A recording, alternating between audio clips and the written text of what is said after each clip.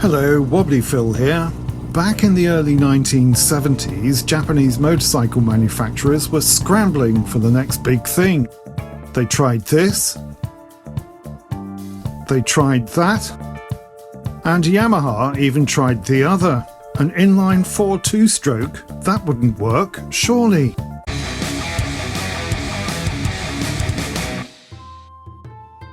First, a quick bit of history. At the start of the 20th century, Japan imported motorcycles from the US and the UK. But by 1908, the first Japanese motorcycle with a Japanese engine had materialized. After the second spot of global difficulty, Japanese makers began to innovate. This cute little Fuji rabbit scooter and this Mitsubishi Silver Pigeon, for example, were in production in 1946, reportedly some months before Vespas hit the streets of Italy. Fun fact, even today you can buy a Japanese two-wheeler named after a bird, although the Suzuki Peregrine Falcon doesn't quite have the same ring. The Peregrine Falcon eats blackbirds, Suzuki's little dig at Honda. The Japanese bike industry benefited from some massive government subsidies in the 1950s and 1960s and started making inroads on the racetrack. Honda's amazing six-cylinder 250cc debuted in 1964 and propelled British racing legend Mike Hailwood to multiple victories in 1966 and 1967.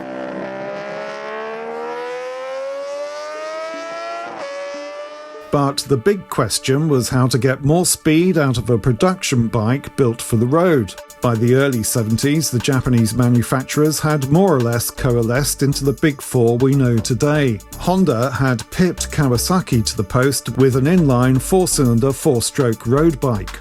Annoyed to say the least, Kawasaki ploughed on with its two-stroke development program, whilst secretly plotting to up the ante with its New York Stake project, which eventually became the faster, bigger and better Z1. But there were other technologies on the horizon. All of the big four played around with the new kid on the block, the Wankel rotary engine.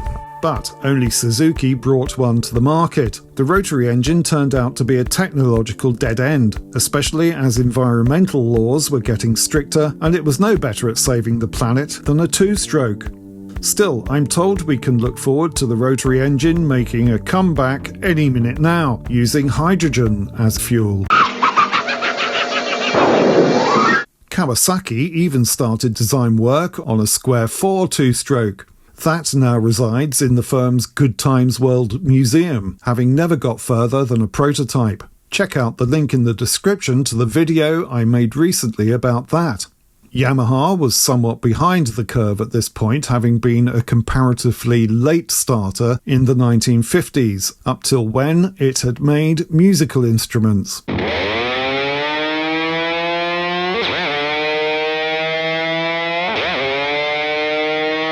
Yes, it had come up with some innovations of its own, but it didn't have what we'd now call a halo bike, like Honda's CB750 or Kawasaki's deliciously naughty H1 Mark III. Yamaha's RD two-strokes were admired and respected, but four-strokes were becoming a thing. Yamaha seemed stuck in a parallel twin rut there, much like the Brits were, although even the Brits had managed to bung an extra pot on their twins and come up with a triple. Here we go.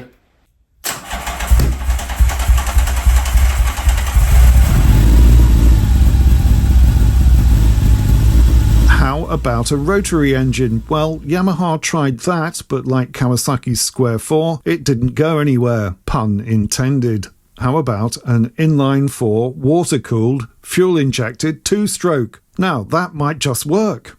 And so it was that at the end of October 1971, Yamaha presented the GL750 to the world at the annual Tokyo Motor Show.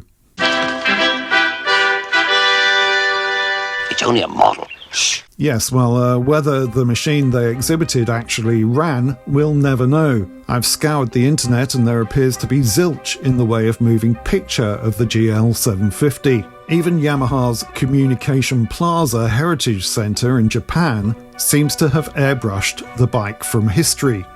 There are these grainy photos though, and a report in the January 1972 edition of Cycle Guide.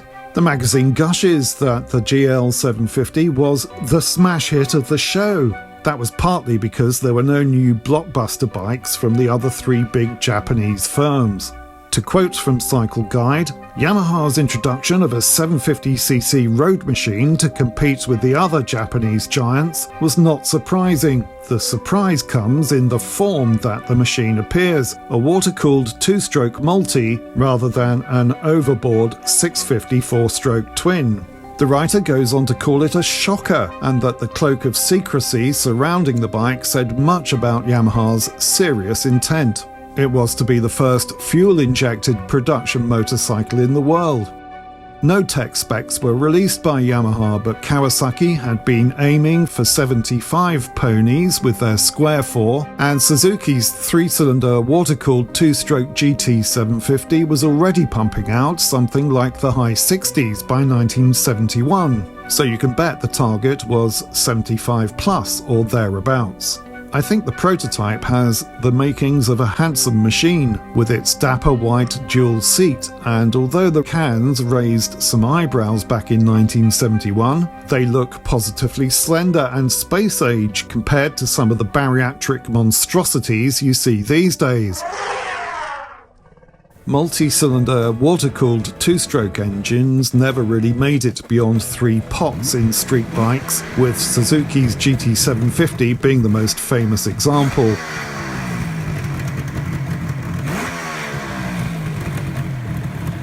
The accepted wisdom that two-strokes were killed off by incoming emissions laws in the 1970s applies here. The irony is that Japanese car makers were already showing off electric vehicles at the same 1971 Tokyo Motor Show, where the GL750 caused such a sensation.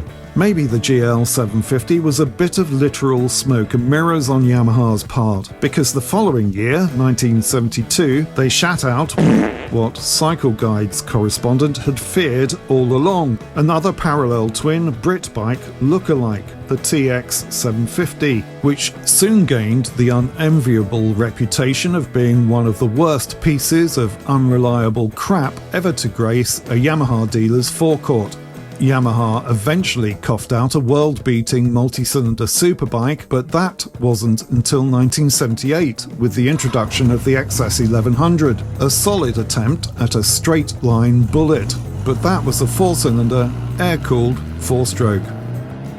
I hope you enjoyed this video. If you did, then please consider liking, subscribing, commenting and sharing to let YouTube know we're doing something right here at 3 Fills. Thank you.